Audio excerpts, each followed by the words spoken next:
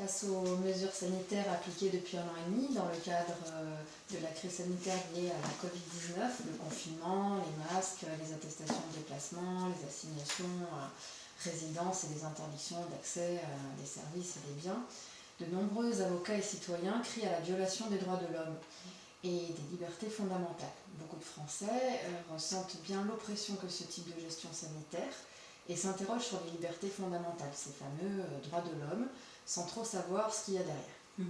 La France, c'est la patrie des droits de l'homme, même si aujourd'hui on en doute, et à juste titre.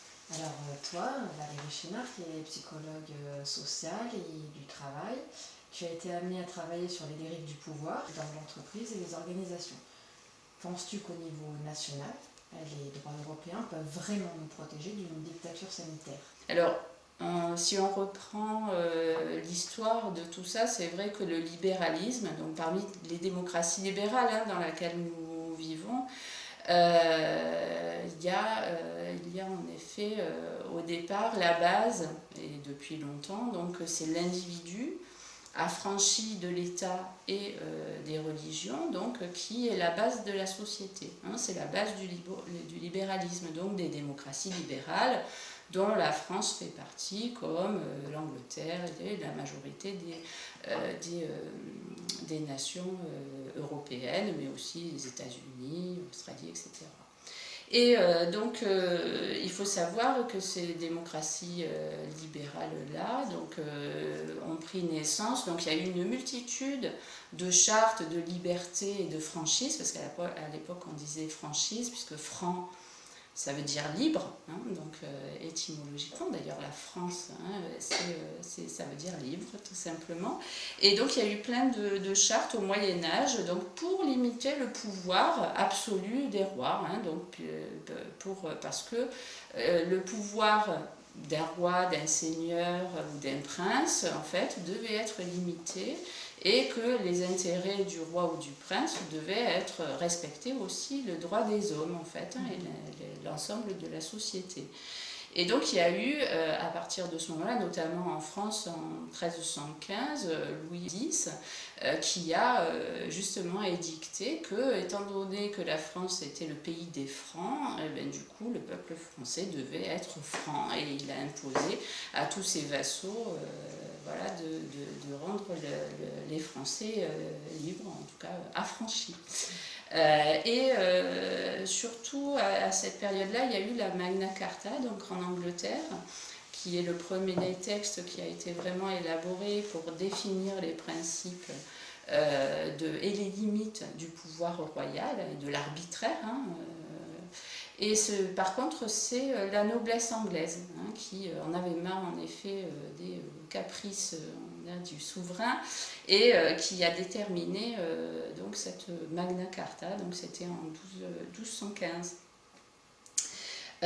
Sauf que là, ce n'est pas le peuple, mais c'est bien les nobles, donc les possédants des terres, etc., qui ont donné des limites au roi. Et cette Magna Carta, en fait, elle est liée au fait que les lois sont faites ou les droits sont donnés par les hommes eux-mêmes. Donc c'est la société, les usages et les traditions. Donc les traditions que le noble, le lord a les terres depuis des siècles et que voilà, etc. Et donc c'était pour préserver leurs privilèges. Par contre, la Première Nation est l'unique encore actuellement qui a concédé les droits au peuple de s'autodéterminer par lui-même, c'est la France, en 1789. Où là a été élaborée la Déclaration des droits de l'homme et du citoyen, que la majorité des gens, je pense qu'ils connaissent dans les livres d'histoire ou autres. Il y a cette huile sur bois d'un peintre à l'époque qui était connu, donc le Barbier, qui était affiché donc, à l'Assemblée nationale, qui avait été commandée et qui édictait donc un peu comme les tables de la loi, qui étaient comme si c'était sculpté comme sur le mont Sinaï, les 10 commandements, donc les lois qui régissaient le système juridique français. Et que dit en fait cette... alors là vous avez la version plus moderne donc de la Déclaration des droits de l'homme et du citoyen de 1789. Et en fait vous retrouvez ici, contrairement au système de la Magna Carta et donc anglo-saxon, la spécificité française qui est de reconnaître les droits naturels de l'homme, mais aussi du citoyen, en distinguant les deux, c'est-à-dire que les droits des citoyens, c'est le droit naturel donc, qui est issu de la nature, donc ils disent aussi de l'être suprême, puisque toutes les religions étaient concernées, puisque c'est dans l'article 1er, il est bien dit que quelles que soient les religions, les origines, etc., donc ces droits-là de s'autodéterminer collectivement, donc qui sont donnés par Dieu. Et donc le pouvoir en France, donc depuis la Déclaration des droits de l'homme et des citoyens, doit s'incliner devant les droits naturels du peuple à s'autodéterminer lui-même. Et il y a aussi le principe de Montesquieu qui permet de séparer les pouvoirs législatifs, exécutifs et judiciaires pour justement veiller au bonheur de tous, comme il est dit dans la Déclaration des droits de l'homme et du citoyen. Et donc là, vous avez au niveau juridique donc le principe que le pouvoir, il a même des sanctions, il est même menacé s'il enfreint et s'il trahit la souveraineté en fait de la nation. La nation, le pouvoir national a remplacé donc le pouvoir divin, et donc du coup il a le devoir de respecter cette souveraineté-là nationale, la nationale étant la volonté générale. D'ailleurs, l'article 6 précise bien que la loi est l'expression de la volonté générale. Alors, elle peut s'exercer soit directement par référendum, soit par des représentants, mais si c'est le cas et si c'est les représentants, ça doit quand même exprimer la volonté générale. Et d'ailleurs, le rôle de toute association politique, c'est l'article 2, dit bien que le rôle de ces associations politiques est la conservation de ces droits naturels, donc de l'homme et du citoyen, et que ces droits donc, sont la liberté, la propriété, la sûreté et la résistance à l'oppression. Voilà. Donc pourquoi la France est dite le pays des droits de l'homme, la patrie des droits de l'homme? Tout simplement parce que nous sommes les seuls pays à avoir fait la révolution de 1789 et notamment nous avons donc extirpé, on va dire, le pouvoir divin, et c'est le peuple directement qui lui a reçu le pouvoir donc naturel de veiller à sa propre nécessité. Voilà. Donc ces deux grands pour conclure, pour répondre à la question, il y a en tout cas, est-ce qu'on peut se protéger par rapport aux droits de l'homme? En tout cas, il faut savoir que dès le départ, il y a deux grands systèmes juridiques qui donnent donc deux systèmes de droits de l'homme différents.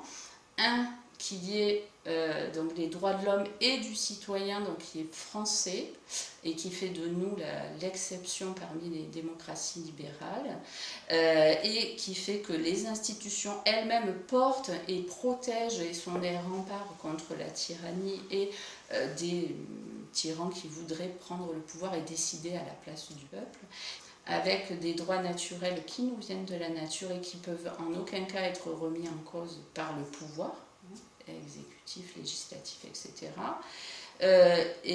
Ni économique. D'ailleurs, en France, c'est le peuple, la nation qui dirige et domine l'économie. Et puis le deuxième, donc, qui est les démocraties libérales de type plutôt anglo-saxon, liées à la Magna Carta, et qui, eux, donc, ce sont des droits qui sont à négocier avec ceux qui ont le pouvoir. Donc, en l'occurrence, ils disent que c'est inaliénable aussi.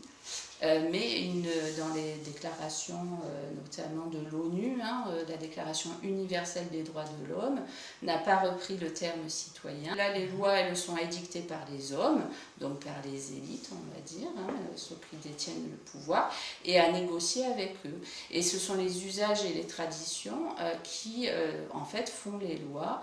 Et c'est le grand système juridique qu'on appelle le droit positif et qui a donné tout ce qui est jurisprudence. Donc, les usages font que ça devient la loi. Donc ce sont vraiment deux types différents d'organisation de société et de systèmes juridiques qui sont en présence. Et donc les droits de l'homme, soit c'est des hommes et on négocie avec eux, ou alors soit c'est le pouvoir qui doit s'incliner, donc en France, devant nos droits naturels.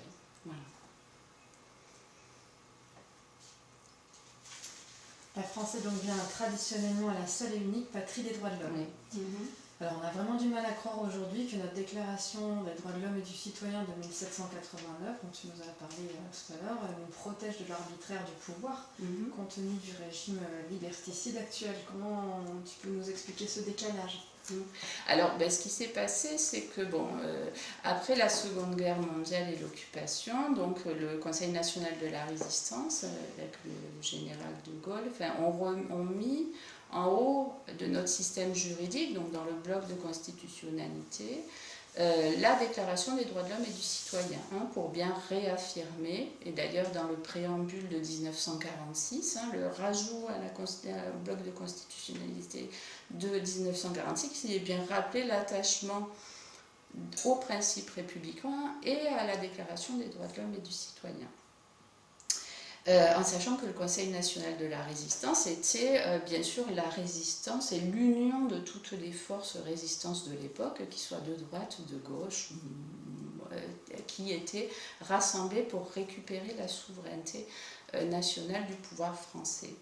Et donc la Ve République aussi, qui a été édifiée par le général de Gaulle et qui est en vigueur encore actuellement, nous disposons toujours de cette déclaration-là. Et c'est elle, donc, puisque le bloc de constitutionnalité, on appelle ça la pyramide des normes, en fait, toutes les lois, décrets, etc., tous les textes juridiques inférieurs doivent, selon la pyramide des normes, correspondre à, en effet, au bloc de constitutionnalité.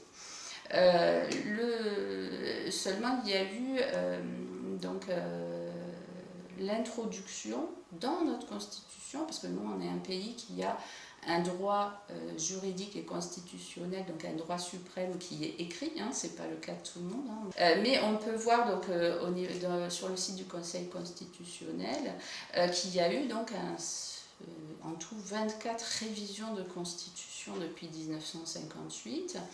Et il y en a 19 qui ont été faits entre 1992 et 2008, c'est-à-dire en 16 ans, plus d'une révision constitutionnelle par an. Voilà. Et notamment, ces révisions constitutionnelles ont été faites pour intégrer les traités européens qui ont été élaborés avec l'ensemble des autres démocraties libérales de l'Union européenne. Et donc, les droits de l'homme de l'Union européenne ont été constitués à partir de la Déclaration universelle des droits de l'homme de l'ONU, et donc même issu de la Magna Carta et du droit anglo-saxon. Et donc c'est le droit anglo-saxon et ces droits de l'homme-là qui ont évincé le citoyen, donc du coup ont été intégrés aussi dans notre constitution. Donc aujourd'hui, au niveau juridique, la France dispose en fait de ces deux systèmes-là qui cohabitent et qui en fait constituent des injonctions paradoxales et qui sont extrêmement compliquées à gérer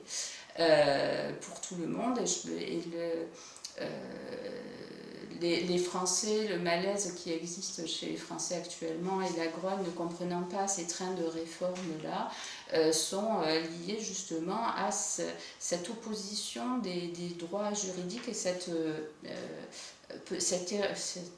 érosion progressive de nos droits naturels et nos droits du peuple, donc pour se caler et rentrer dans le rang, je dirais, des autres démocraties libérales. Mais en fait, pour nous, j'ai réussi à bien expliquer ce qu'était la conception de la société et de l'homme en France et par notre déclaration des droits de l'homme et du citoyen.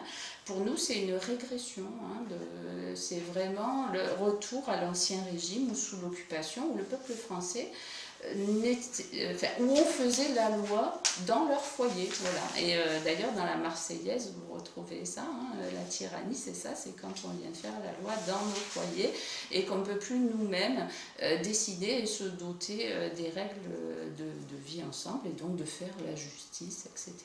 Voilà.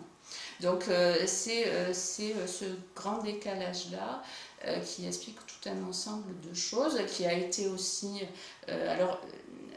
il y a les travaux, depuis les travaux de Bateson, sur Gregory Bateson, donc sur la schizophrénie et la théorie du double lien, double bind. Donc du coup, on connaît, je suis donc psychologue, ayant travaillé principalement en entreprise, mais donc on connaît, on a étudié beaucoup l'impact mortifère et nocif sur la santé mentale de ces injonctions paradoxales. Et notamment qui peuvent mener donc, jusqu'au suicide. On a vu, tout le monde a entendu parler de la vague de suicide qu'il y a eu à France Télécom, où il y avait justement ce type d'injonction paradoxale, où on faisait passer d'une culture de service public à une culture de concurrence dans le domaine privé et au niveau financier, et où ces deux injonctions-là ont généré tout un ensemble de troubles psychiques et pouvant mener en effet jusqu'au suicide. Alors le fait qu'aujourd'hui ces injonctions paradoxales et ces deux systèmes-là complètement opposés de faire société soient dans notre constitution, dans notre droit suprême, et donc édicte nos lois, génère exactement la même chose et le même système de tension et de malaise et de désordre psychique, mais dans la population entière. Voilà.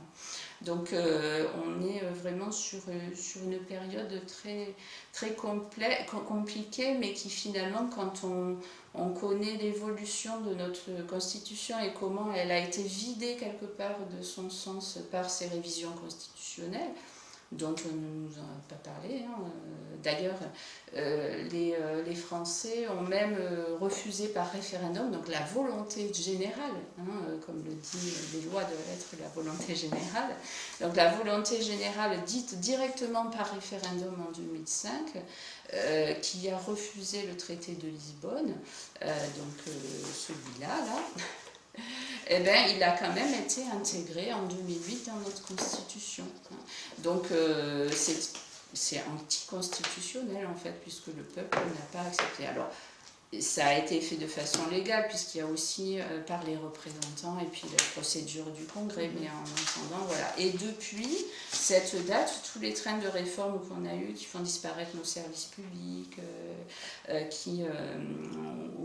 ou la dérégulation des professions, etc., sont liés donc à l'harmonisation, justement, et faire rentrer dans le rang et faire disparaître l'exception française parmi les autres nations de l'Union européenne et même de la mondialisation, puisqu'en fait on est là sur l'ONU, l'OMS aussi, qui sont des organes donc mondiaux. Voilà. Donc c'est un petit peu le décalage qu'on sent aujourd'hui et qui génère tout ce malaise, et notamment aussi l'abstention. Hein. Les Français se détournent de plus en plus de la politique, s'en méfient, bon, à chaque élection ils disent oui mais on a compris pourquoi ça n'allait pas, mais en fait non, le problème reste le même puisque c'est inscrit dans notre constitution et que c'est inconciliable. Ces deux systèmes-là juridiques sont inconciliables, et même progressivement ça émousse nos droits naturels de peuple en fait. Et les Français ont vraiment ce sentiment d'être dépossédés de quelque chose, que ce soit les gilets jaunes, nuit debout, mariage pour tous, etc. Ce sont des choses qu'on nous a imposées par les gouvernements successifs et qui finalement donc font que le peuple ressent qu'il vote à droite ou à gauche, c'est exactement la même chose, c'est la même politique. En tout cas, on les dépossède de leur capacité à définir l'avenir de leurs enfants. Voilà, mais sans que ce soit dit clairement, voilà, mais ils ressentent cette injonction-là paradoxale. Et voilà. Je te remercie, Valérie. Mais qu'est-ce qu'ils disent vraiment ces droits de l'homme européens qui soient contraires à notre déclaration du droit de l'homme et du citoyen? Oui, alors c'est vrai que là, donc, dans les traités européens donc, qui sont dans notre constitution, hein, donc, auxquels nos lois doivent s'adapter, c'est à l'article 6 du traité sur l'Union européenne. Et en fait, alors je reprends, voilà, et c'est la charte, donc là j'ai le journal officiel de l'Union européenne, c'est écrit tout petit, hein, mais voilà, c'est la charte des droits fondamentaux. Donc en fait, quand on dit les droits fondamentaux, derrière, on pense en effet droits de l'homme et du citoyen, mais en fait c'est très très très différent, et il n'y a qu'à regarder un petit peu et lire tout simplement les articles pour s'apercevoir de la différence. Alors la première chose, c'est que bon, déjà le citoyen n'y est pas, mais déjà dans la charte de l'ONU des droits de l'homme, la déclaration universelle des droits de l'homme, il n'y était pas. La deuxième chose, c'est qu'on parle de personne, et au lieu d'homme, parce que bon, homme en français c'est le genre humain, hein, par contre donc là au niveau des traductions et des textes, donc c'est la personne.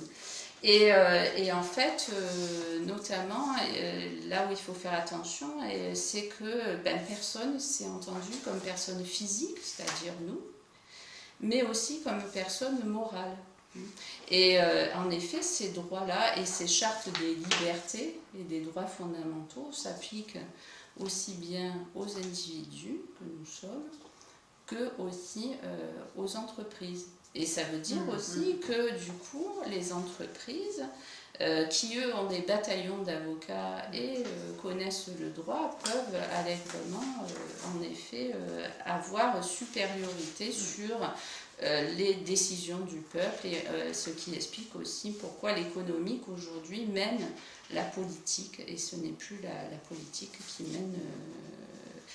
mène l'économique. Voilà. Donc par exemple à Bruxelles, on connaît bien tout le lobbying, le business du lobbying qui existe, des métiers de lobbyiste. Bruxelles est, je crois, la deuxième place lobbyiste mondiale après Washington DC. Hein. Donc en effet, l'économique a un pouvoir extrêmement important, et pour la France, c'est en effet une régression énorme puisque ça nous dépossède de notre propre capacité à décider pour nous-mêmes. Alors, en gros, sur l'analyse des articles, je ne vais pas reprendre tous les articles. En tout cas, sur celui-là, il y a et les articles et aussi les explications. Et dans les explications, voilà, des fois, pour comprendre bien, il faut lire aussi les explications.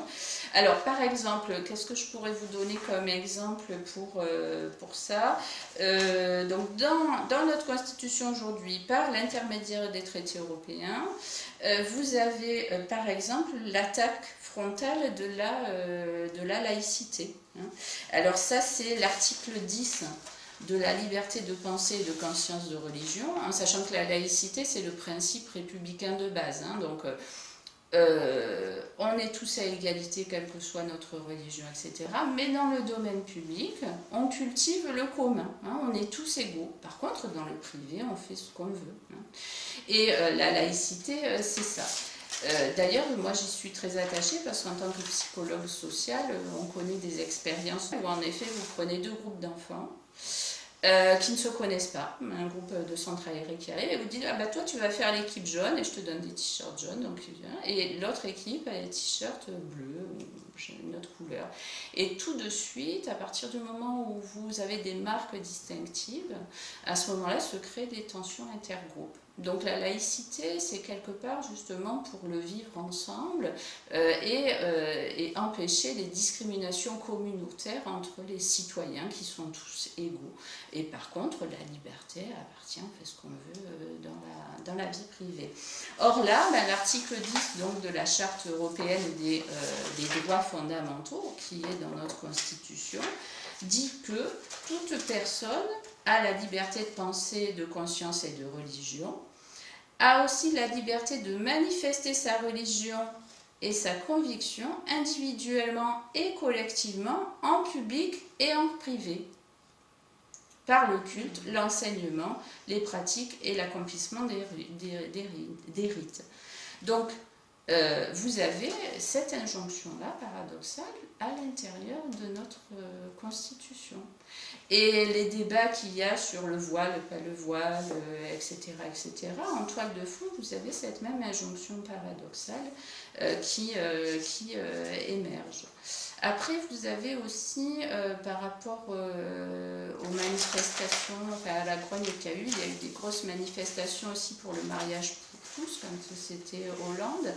Et là, on retrouve le droit au mariage. Alors, attendez, que je retrouve. Ah, voilà, l'article 9. Donc l'article 9, droit de se marier et le droit de fonder une famille. Donc le droit de se marier et le droit de fonder une famille sont garantis selon les lois nationales qui en régissent l'exercice. Point. En sachant que quand on regarde les explications qui sont données plus loin, il a été en effet enlevé la partie qui était donc dans les droits universels, la Déclaration universelle des droits de l'homme de 1948, qui, elle, disait se marier et le droit de fonder une famille entre hommes et femmes d'âge nubile. Voilà. Et donc, là, ils expliquent que ça a été enlevé de cet article 9, justement, pour le moderniser. Donc, ce qui explique, en effet, pour quelles raisons, en fonction de ce droit-là fondamental érigé par l'Union européenne, cela a heurté la tradition et une grande partie de Français et a généré ce chaos. Voilà. Ensuite, vous avez la liberté d'entreprendre, la liberté d'exercer une profession, d'où les entreprises ont le droit d'exercer des services, donc les professions réglementées telles qu'elles existent en France, du coup, sont des obstacles à la libre entreprise. Voilà.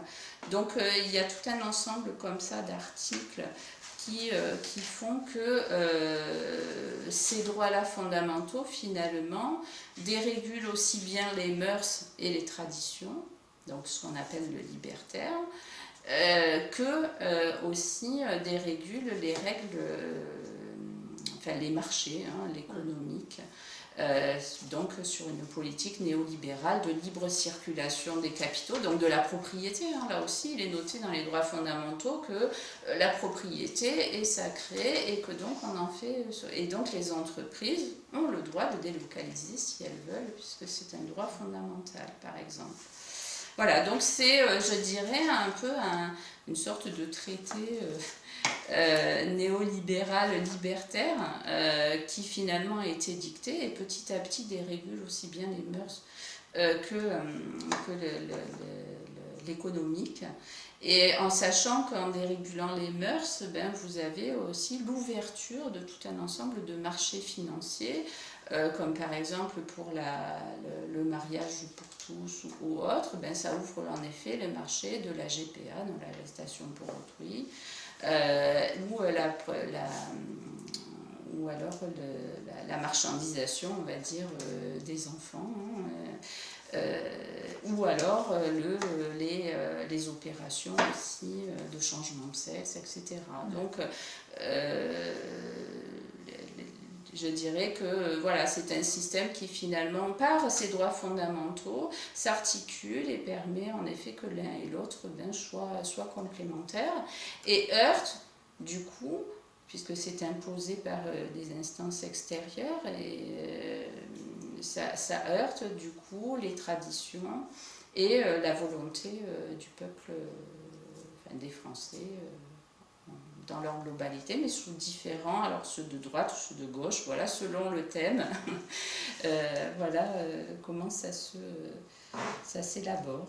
Voilà les quelques exemples, mais j'invite vraiment tout le monde à relire ces textes fondamentaux de notre déclaration des droits de l'homme et du citoyen qui rappelle nos droits fondamentaux. Et puis ensuite cette charte-là, qu'on mettra, je pense, sous la vidéo, pour que les gens aillent voir directement par eux-mêmes pour faire leur propre opinion. Voilà. Alors, y a-t-il vraiment un danger de voir nos droits naturels de citoyens disparaître ? Alors, oui, réellement, parce que la France est une exception parmi les démocraties libérales. J'avais lu un texte de Régis Debray qui disait que la démocratie, c'est la République quand on a éteint les lumières. Donc, c'est une régression. Et donc, étant donné que c'est vécu par les autres nations comme une anomalie, et que pour harmoniser, pour créer la paix dans le monde, il faut que tout le monde soit pareil. Donc du coup, en effet, notre capacité à définir nos propres règles de vie ensemble et d'assurer notre souveraineté nationale est en effet en grand danger.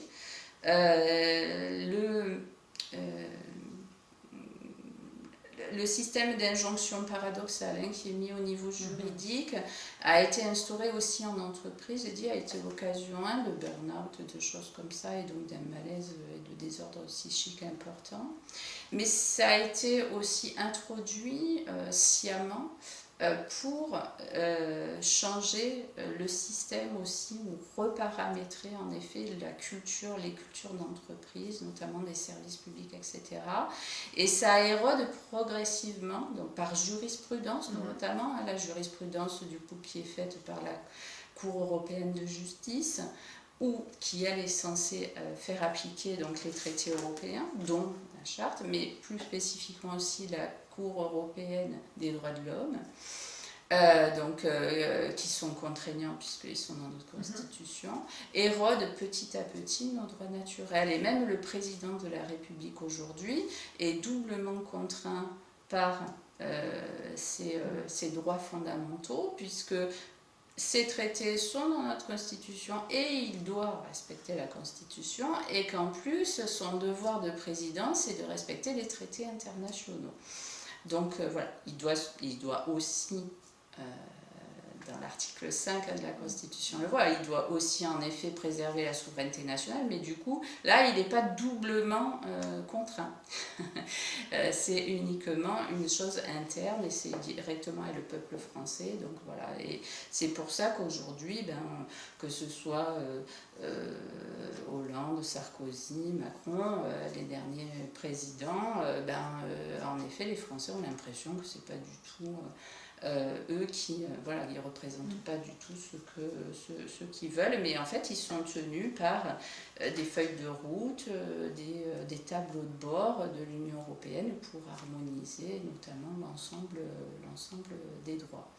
Donc voilà, et pour revenir à ça, si on fait cette vidéo, c'est pour que, en effet, les Français prennent conscience de la préciosité de nos droits de l'homme et du citoyen et de notre place parmi les nations du monde pour promouvoir l'émancipation des peuples, qui a été encore rappelée, donc je l'ai dit tout à l'heure, dans le préambule de 1946 à la Libération et qui est dans notre Constitution. Et parce qu'aujourd'hui, en effet, compte tenu de la subversion, donc du détournement de notre Constitution par ces traités européens qui permettent justement à nos gouvernements de nous maltraiter de la sorte et de piétiner notre souveraineté et notre République, mais de façon légale, du coup, beaucoup d'avocats et de juristes appellent à faire appel à la Cour européenne de justice, aux instances supranationales pour nous sauver de la dictature de M. Macron. Et si on a fait cette vidéo, c'est pour comprendre qu'en effet, actuellement, dans le court terme, si on veut stopper en effet pour le mouvement en marche pour aller vers en effet une dictature sanitaire numérique, puisque derrière c'est un petit peu le cas, en effet ces traités-là pourront permettre éventuellement de stopper. Par contre, à long terme, c'est nous lier et faire une croix sur nos droits naturels à décider pour nous-mêmes si on pense qu'en effet ces droits de l'homme, ces droits fondamentaux de l'Union européenne peuvent nous protéger. Parce qu'au contraire, loin d'être la solution à nos problèmes, lire ces textes-là permet de voir, et puis notre Constitution permet de voir qu'en effet c'est la cause. Et que si aujourd'hui M. Macron et d'autres, le successeur, tant qu'il y aura ces traités européens dans notre Constitution, continueront à piétiner nos droits. Je te remercie Valérie pour nous avoir éclairé sur cette confusion mentale et psychologique. Voilà, l'idée c'est que d'essayer de dissiper, de dire non, c'est pas pareil, c'est distinct, parce qu'il y a des sophismes de confusion qui justement permettent de créer des manipulations mentales. Et donc là, c'est essentiellement que les Français prennent conscience qu'en effet, il y a une différence essentielle juridique et sur le type, le contrat social qu'il y a en France et ailleurs. Et que nous, on est en pointe, et qu'au contraire, on n'est pas, comme on tente de nous le dire, le mauvais petit canard. En termes d'émancipation des peuples, c'est quand même nous qui avons été et qui sommes toujours, qui avons toujours ce rôle universel. Là, on est une des seules patries qui a aussi un des 5 sièges permanents à l'ONU et qui pouvons porter cette vision-là de l'homme et de la société au niveau mondial. Donc renoncer à notre tradition française serait non seulement dramatique pour nous, pour nos enfants, puisque ce serait nous remettre sous le pouvoir donc des élites et une régression, donc comme sous l'Ancien Régime, mais ce serait aussi dramatique pour l'humanité, parce qu'en fait, nous ne pourrons plus porter cette vision-là de l'homme et de la société parmi la famille que constitue le monde et la biodiversité aussi des sociétés qui existent. La France n'a pas imposé son mode de société aux autres, mais elle a à se faire respecter, à faire entendre sa voix pour elle-même et puis pour les autres. C'est la biodiversité, on en parle beaucoup pour l'environnement, mais pour les cultures et les sociétés, voilà, c'est pareil. Je te remercie, Valérie.